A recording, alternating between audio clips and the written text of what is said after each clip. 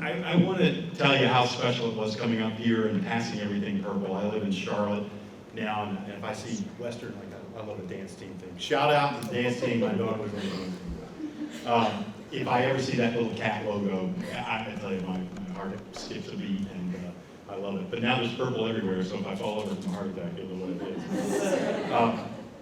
What I want to convey today is what a special place Western Carolina has been for me, and what a role it played in my life. And you're going to hear that my family has Cullowhee DNA, and we have cat pride deep inside. So it's hard to truly understand the impact of this adventure without some hindsight, and I hope to give you that today.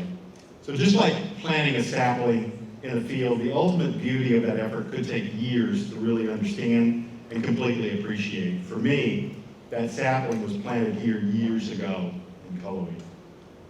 It's resulted in a tall, sturdy oak tree with lots of branches, even throwing off a few seeds and more saplings along the way, so you'll hear about that. My journey at WCU began in 1980. So to give you a little perspective, Ronald Reagan was the president. CNN had just signed on to the air with their first broadcast. The first Pac-Man video game was at the gas station. You paid 25 cents to go down there. We played Burger Time. And gas prices were $1.19. So I was just sort of cruising through high school and stroking it, going along, doing what I was doing, the bare minimum just to get by. I did drive a school bus, and I was in the school band. And yes, there were 16-year-old school bus drivers back in the late 1970s. So I didn't know much about college. It wasn't a thing in my house. My older brother, college is not an option. My younger brother, college is not an option. So what I did know was that I loved music, and I loved everything about it. I loved listening to the radio. It was a special thing for me. My heroes were the AM and FM jocks on stations like 61 Big Ways, and WROQ, and WLS from Chicago, AM 89, the 50,000 watt blowtorch of the Milky Way. I would actually drive my car to Myrtle Beach to listen to WKZQ. I thought that was the most special thing in the world. And then I thought, if I could do that one day, just sit around playing music and have people call in and give away tickets to concerts, what's going to be cooler than that? I'd have to read the weather every once in a while, but in my mind, the iconic figures were radio rock stars, folks like Chucky Boo Boo Barron, the Freakin' Deacon, John Records Landecker, or Records truly was his middle name. But somehow I got a mailer that came to my house, and it had these nice purple and gold colors on it. It was from Western Carolina University. And they had a picture of a radio station, and to me that looked like mission control. It looked like NASA. There were lots of buttons and knobs. And Western actually had a degree in radio, television, and motion pictures. A real radio station that allowed students to be in control and control their destiny. What was even better, this campus station that displayed classical music, and they weren't just rebroadcasting National Public Radio. They actually played the hits. They were playing top 40 music. Also, around here, Mother Nature had created this bowl of mountains where you couldn't get anything else. There was nothing else. And remember what time this was. There weren't a lot of ways to play back music or anything. The surrounding mountains had blocked out virtually every radio station in the Tuckasegee Valley. And if you were lucky and lived on a high floor in Scott Dorm, which has since been torn down, and you had a big antenna on a staticky night, you might be able to pull in WOKI from Knoxville, or you might be able to hear a little bit of Asheville, but that was rare. So little WWCU, or U92, it was known then, was a small but mighty radio station with an absolute captive audience. There was no other alternative. Consider Cullowhee the Bermuda Triangle of the airwaves. There was no other signal. This is where radio signals meant to die. So the station was totally student run. We had a general manager, we had a program director, we had a news manager, we had a music director, we had a finance manager, we had sports reporters, news readers. But the coveted job was disc jockey. You had your own show. You could play the records you wanted to play. Competition for those shows and those air times was fierce. It was unfair. It was cutthroat. It's everything you needed to operate in the real world. You were being taught at this little radio station. Bring your A game or don't bother coming at all. If you thought you were good, wait till you heard the other guy or gal. They were better. All of this served to challenge us all. I used to lay awake at night and try to think of ways to improve, to learn, to get better, to get more crafted at my craft. We listened to endless air checks of ourselves as well as recordings of our heroes from the real world. We wanted to sound like the real deal. And for the most part, we came pretty close. We had music jingles, we had the right format, we played the right music. Talent, it's come along. We were a little hit or miss on the talent, but some of it was a little cringeworthy, but all of us were students, and we were on a journey, and we were getting better with each passing day. The point is, we've never been given that chance in the real world. There's no way you're going to walk into a professional radio station and say, hey, I really want to be a radio. Give me a chance. It just wasn't going to happen. So we learned the real world tricks of radio, and it was like on-the-job training, and we were at school the whole time. WCU was the voice of Western Carolina. And I can remember when I rolled up the Scott dorm. It's gone now. Somebody tore the dorm down. I had a few towels and sheets. I didn't know about orientation day. This is how stupid I was. I just said, well, you show up on the first day of class. That's the way it works, right? So I had a few clothes stuffed in the back of my 1970 Pontiac Firebird. And I opened the car door, and the first thing that I heard was Queen's Another One Bites the Dust. So somebody had taken their speakers, and I think these were JBL L52 speakers, I'm working on that, but they put them up in the window, and they were blaring out into the campus. And as soon as that song was over, I heard a WWCU jingle, and then that was followed by another hit song, and that was followed by a student DJ, and I said, oh man, this is what I want to do. We got a captive audience here. I was hooked. I wanted to be that guy in that radio station, pumping out those tunes. I wanted access to that color-weak captive audience. I wanted to be in show business. So I took all the requisite classes because that was, you know, sort of table stakes to be here at WCU. You had to go to class and you go to the radio station. So my main focus was hanging out at the radio station. That's what I did. So even when I was not on the air, I even vacuumed the station, and Lloyd will know the name of the vacuum cleaner. It was R2D2. Shop vac. Star Wars was a big thing back then, so I would do anything to be close to those controls and close to that microphone. Through those 4 years, we forged shared passions for the art of radio, alliances, camaraderie, and friendship that last a lifetime. I see Western grads all over the place who've made their way through the industry, and I take great pride in knowing we have national voice talent who started right here in Cullowhee. Their first shot at a microphone was WWCU. To bring this full circle, I did go on and I worked at those stations that I absolutely idolized, the ones that I used to sit around and record with my little cassette player and play back. I worked at WROQ, I worked at WAYS, I worked at WKZQ, I worked at C100. At the time, I had to pinch myself. I said, I'm working side by side with some of the greats in radio. Now, they say never meet your heroes, and that's a mixed bag. So some of these guys were great, and some of these guys I met. That's all I'm going to say about that. But I did learn how to navigate the media landscape, and I learned a lot. So back at Western, I had to think about all the innovations and special programs we developed at WWCU. There were themed shows on weeknights. We took a break from the top 40 hits that we played during the day. We even had a country music show. We played whole album cuts. We would have a rock hour where we delved into some of the harder cuts. We had a mellow music show with Randy Space Pace, and I have no idea what was transpiring in dorm rooms and backseat cars while the mellow music show was going on WCU. Marvin Gaye was emanating. There was hot competition for the regular weekday slots where you could have your own show 5 days a week. That was rare air. We had sports reports that included interviews with the coaches. We even interviewed the cheerleaders.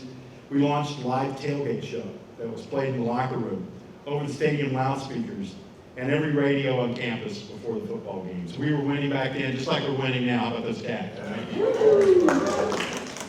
I remember I got a call from Steve White, who was the WCU Sports Information Director. It's never good news when you get a call from, you know, a campus official on a Saturday morning, and he told us, tone it down a little bit. They're playing you guys in the locker room, and all you're doing is slamming the opposing team, and you're getting them all hyped up. So I thought, boy, that order came directly from Bob Waters, who's the coach, and he said, tone it down. I was a little upset about being admonished, but I was also very excited, like, they know who we are. Like, we matter, we're relevant. I learned about the power of media, and that was our media at the time. Again, we're in a little trouble, but we matter. We did everything we could to be the best possible station. We did live remotes.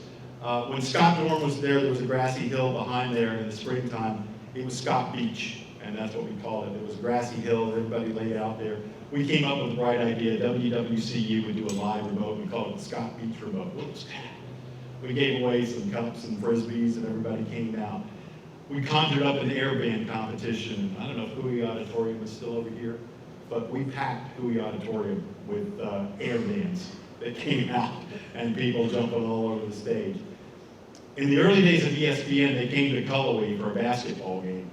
And we asked the banners, like, hey, everybody, put a banner up. You're going to be on TV. Make sure you mention WWCU. When I walked through that gymnasium and saw all those banners, and they all said U92 and WWCU, that was like, wow, another aha moment. We knew that we mattered because everybody brought a banner. Now, one of those had the chancellor in an unflattering position, and I think it was before Photoshop, but Cullowhee 5-0 confiscated that one. That was not going on national TV. But there were banners everywhere, and again, we were loving it, and what a special time it was to be on there. I could play you guys endless hours of air checks, but I found one promo from 1984, I think it was, and don't think about the quality of the air talent or anything. Listen to what was going on at that radio station at that time. Let's take a listen to that. 1983 was a great year for WWCU, and we would like to thank you for making us your favorite station. With the best music. And serving you better than ever before. With the 83 Beach Remote. With prizes from Panama Jack. And beach music Saturdays during warm weather. With LP giveaways from Upstairs Sound and DJs. Plus the best music. The life and music of Karen Carpenter. Free meals at various restaurants in the community. Serving you better than ever before with expanded news coverage. The Red Cross Blood Drive. The Scavenger Hunt with last-minute productions during Spring Fling Week. Along with the best music. With the Catamount Tailgate Show as 91 FM Sports followed the Cats to the National Championship. It was football from Boston, Massachusetts. From Charleston, South Carolina. And all games in between. A night on the town for two. With free dinner, flowers, and candy for Valentine's Day, plus a movie at the Quinn Theater in Sylvan. And money for travel expenses. And the best music with people you know. Chris Faw. Tammy Johnson. Mike Jackson. Dave Dempsey. Brent Lawson. Blaine Kellis. Lloyd Hocutt. A live debate between SGA presidential candidates. And nighttime features. The Midnight Tracks. Jazz exclusive. The Mellow Music Show. And country music at its finest. Serving you better than ever before with a 24-hour weekend. The 91 FM Memory Bank. The Party Show. Powerline. The best music and more.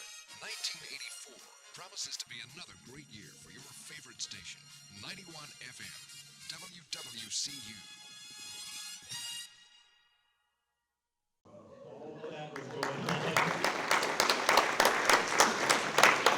And so many of those voices, one of those voices is right here, a national voice talent, Lloyd Hocutt. So fun to hear that. Not much has changed, but anyway, a lot has changed. Fast forward to the 1980s, beyond Cullowhee, out here in the real world, the sands of media were starting to shift. As with any product or media, there are cycles. So even before the advent of internet, radio began to fragment. With power increases, more licenses being granted in smaller geographic areas, there was no longer one dominant station in a given market. There were now 3 or 4 country stations, 2 or 3 adult contemporaries. Big companies began to consolidate ownership and increasingly came under singular management. In other words, the party was starting to come to an end for radio. So there are increasingly cheaper portable devices to record and play your own music. Anybody remember the Walkman or the iPod? They all started to erode that captive audience, that power that we had with the radio station. The power was shifting from the providers or the distributors to the music of the listener. The consumers were becoming their own DJs, their own producers. There's a lesson in there. You need to be able to spot the trend, be ready to react.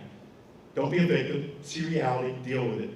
Here's the good news though. While I was at Western Carolina, I didn't know what they were for, but I was taking some TV classes to go with that radio thing because all I was going to do was the radio.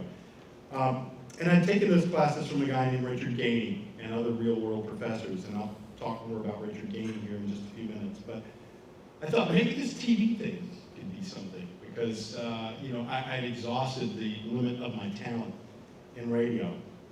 So I had to pay for a house, and at the time, people were spending an average of 8 hours a day watching their TV, and much of that was locally produced content. Local news was a staple in TV, and there were events like The Cosby Show and Seinfeld. So after fits and starts lasted for months, I parlayed my radio experience and my degree at Western Carolina into a job with the local NBC affiliate in Charlotte. I was hired to produce a local call-in show for a guy named Bob Rayford in Charlotte, who was a legend there. And eventually, we turned that into a local news product. I became the assignment editor, which, if any of you are ever going into news, assignment editor is French for you will get the blame for every story that we miss. Don't sign up to be the assignment editor. My point in telling you this is when I rolled up into Cullowhee in 1980, and that 1970 Firebird, I did not say, hey, I'm going to be the assignment editor for the NBC affiliate in Charlotte. What I did was I allowed that adventure to unfold and make the right move at the right time. So for me, I gained valuable experience, made more lifetime contacts. People I met at that TV station are people I can still text or email today. They're part of a relationship network that was built over a lifetime and over a long career. In 1989, I started thinking about a multi-channel environment. At this time, that was cable TV. This was before streaming, so hang with me. I knew about TV production, and I joined a company that made TV commercials. We placed those commercials on CNN and TNT and ESPN, put them in various markets across the state of North Carolina. That was considered very risky at the time, since the viewership was very small. It was tough to leave the comfortable confines of the NBC affiliate and make a move to an unsure position in cable. At the time, it was slow going. I can tell you through acquisitions, it grew, but in that first year, we built $700,000, and I think we spent it all on one big party. That was it. So we thought we'd made it. $700,000 were there. Today, that same operation with a lot of the same people that I started with, we build $10 million a day. And we use the same skills and the same people and the same attributes that we learned when we were doing that $700,000 in a year. So without changing desks, I got a chance to work under a number of different owners, including AT&T, TCI, Comcast, Time Warner, and now I work for Charter or Spectrum TV, and I'm going to retire soon. So to put that in perspective, it now takes us 2 hours to do what it used to take us a year to do. The point is here, hitch your wagon to an industry or endeavor with a chance to grow and flourish. Don't worry as much about where they are now, but where they are going. If you join a group that's late in the product cycle, you can expect dependability, you can expect a steady state, and you can also expect some cost cutting and some of those things that go with it. In all the years I worked in media, I remained open to change, moving from the creative side and operations and IT and the tech side of the business. That willingness has allowed me to change and evolve, where I eventually ran to senior vice president at a Fortune 100 media company.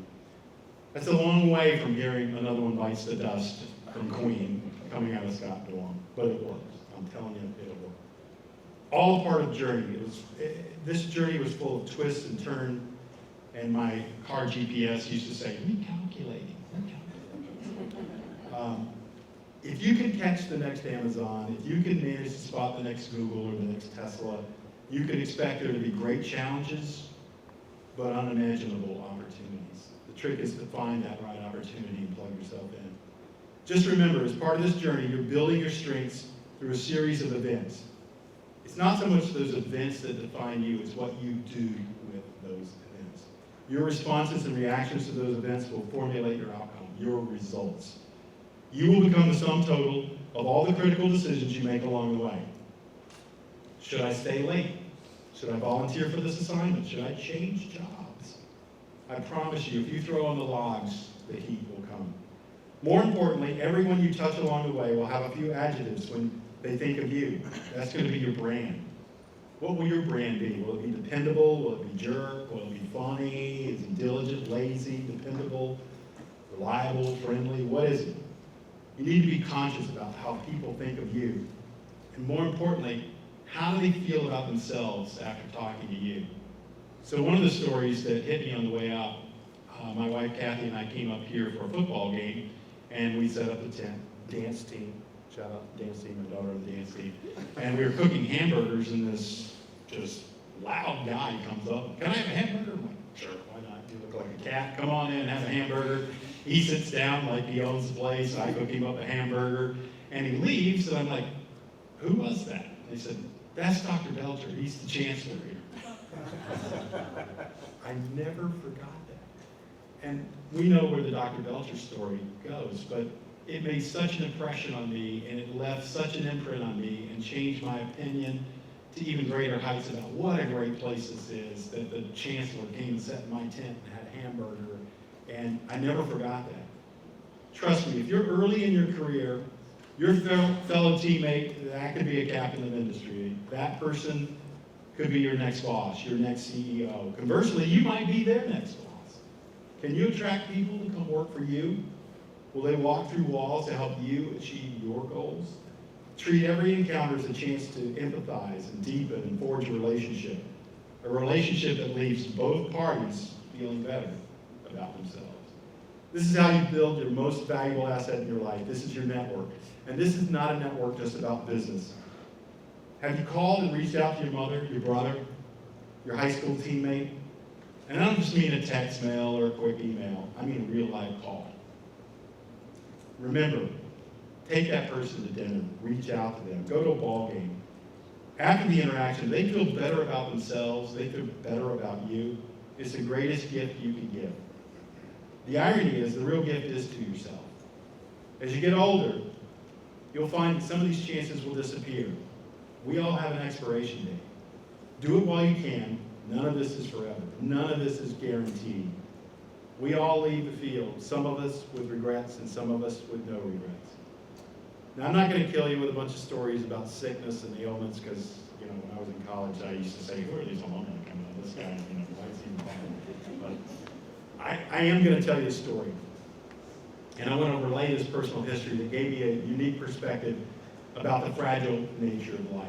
And it's a two-part story, so hang with me. As part of my job in the last couple of decades, I typically would spend 3 weeks out of the month in New York City. And I'm trying to do the right thing. In July of 2017, I'm out jogging through Central Park and trying to move around, but suddenly the world went blank. And when I say blank, I mean blank, nothing. I'm out. The next thing I knew, I was being revived through CPR. I'd literally dropped dead from a heart attack at age 55. Full cardiac arrest. Now luckily, I was in a crowded area. There were some good Samaritans, and they knew what to do. There was also an ambulance from Mount Sinai that just happened to be cruising through the park. But when the first sound you hear is the attendant saying, "You got to step it up," that's not a good sign. So, the medics were doing everything they can, but the first thing I saw when I looked up on that monitor was 15 beats a minute, and that's not good. So I was in the hospital for a couple of weeks. They managed to patch me up. They gave me a pacemaker and defibrillator, which I'll have the rest of my life. And that caused me to think about what's important. But I might not have gotten the complete message.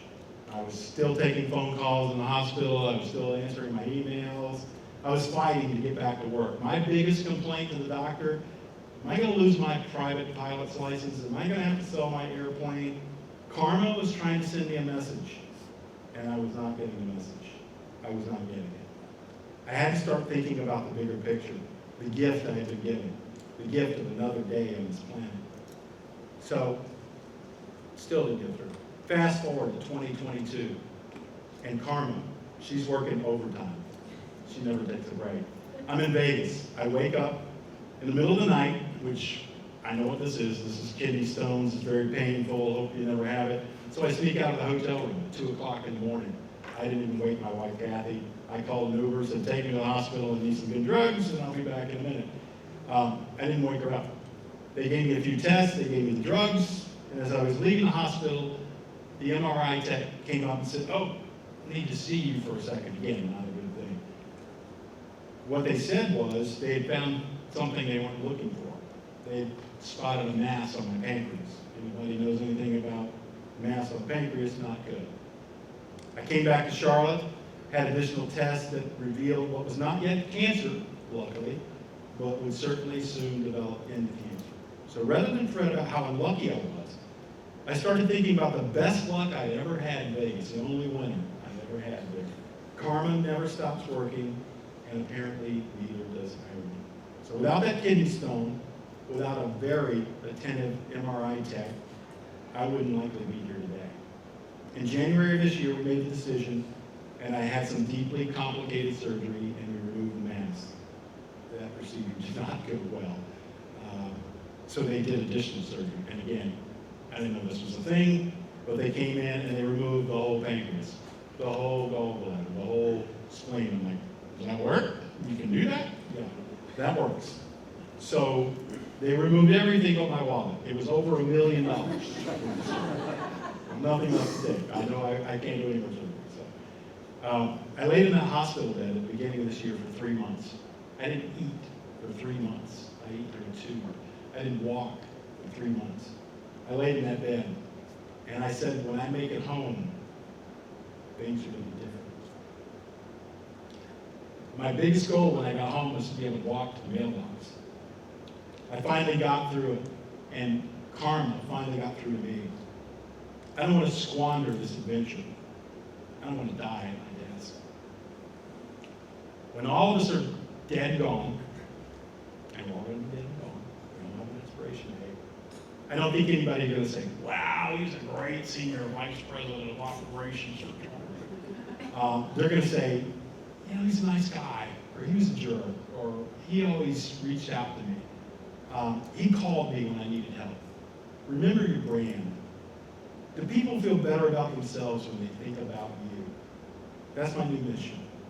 I've been very fortunate. I've been blessed with 2 great kids, including a daughter who participated in.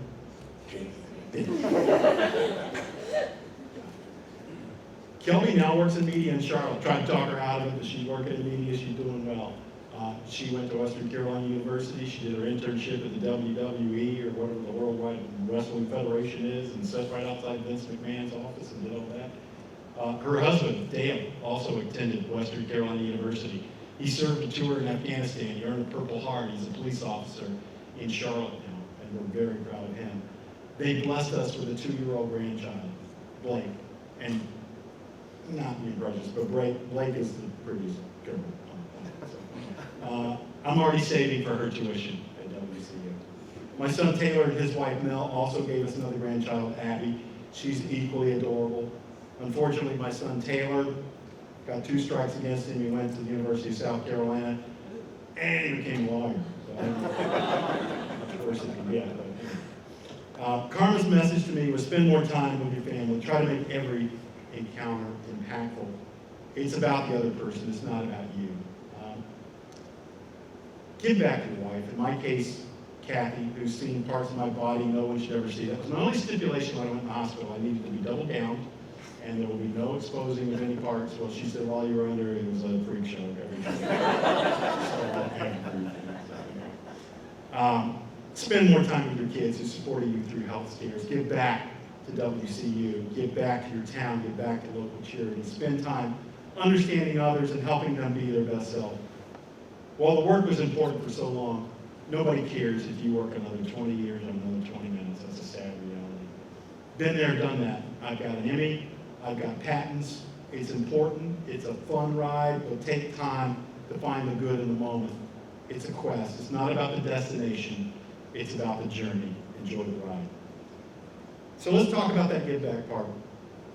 I mentioned Richard Gainey, and this sort of tripped a trigger in my head when I talked to Scott and I talked to Kata about the work that professors do. Richard Gainey was an influential professor that I had here while at Western. Now, there was something special about him. He was probably fairly young and was just starting his career and had a world of experience before joining this staff. And he had a wicked sense of humor, and he was probably politically incorrect, and all those things which we totally enjoyed. He was very relatable. He challenged us all to be better. He was hard on us. He was very critical. He offered encouragement along the way. He was only here 7 years, but he left us mark. After Western, he went on to teach other students and mentor in Ohio, and along the way, he kept in touch with past students. Today, he and his wife, Becky, live in Florida, and they volunteer at the Jacksonville Zoo. Kathy and I went down there and saw them at the zoo, and they're just as happy as they can be, and we had a great time with them. For those who choose to teach, they may not see the immediate results of their labor. It can take years for students to realize their full potential, and when they do, the mentor or the teacher may not even know that they were successful. It's hard to know. I say this to encourage anyone who's doing teaching or mentoring to keep plowing away. It does work. To that end, Kathy and I have been very fortunate. We want to say thank you to WCU, everyone involved in the communication program. So we're going to start 2 scholarships right here today. You're witnessing it. This is breaking news. We got the journal. We're donating $100,000 to communication.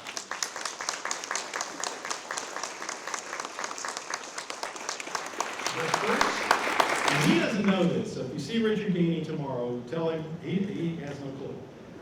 The first $50,000 over the next 5 years is in the honor of Richard Gainey, and this will be a needs-based fund aimed at potential communications-related students.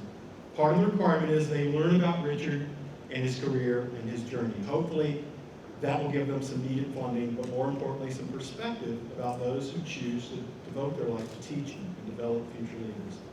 Hopefully, the new generation of leaders will carry WCU colors into the future and in the world into a virtuous cycle of giving back and replanning for the future.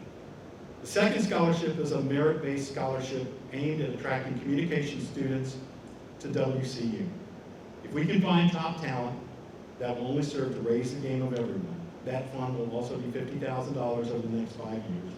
I look forward to the next generation of communication students having the chance that we all have, having the chance to live our dreams and not worry about how they were going to pay for it. My only ask is whenever they get a chance to pay it forward, do it. Take time to help someone else on their journey. Help them enjoy the ride. Help them enjoy the quest. As my daughter always says, help them live their best life and be their best self. Western taught me what I needed to know about competition, about being curious, about honing your skills, being a learner, being a student of life. Sure, I used my innate IQ to learn technical skills, but with some help, a lot of help, I forged emotional skills that raised my EQ. I wonder if that would, Scott, save me, buddy. I wonder if that would ever happen if someone had thrown away that brochure back in 1975. That ride would not have been as fun. I'm thankful for all the gifts, the learnings. I hope my experience has made me better, and I hope you choose to make someone else better in your path ahead. Thank you for the time. Thank you for letting me share my story with you.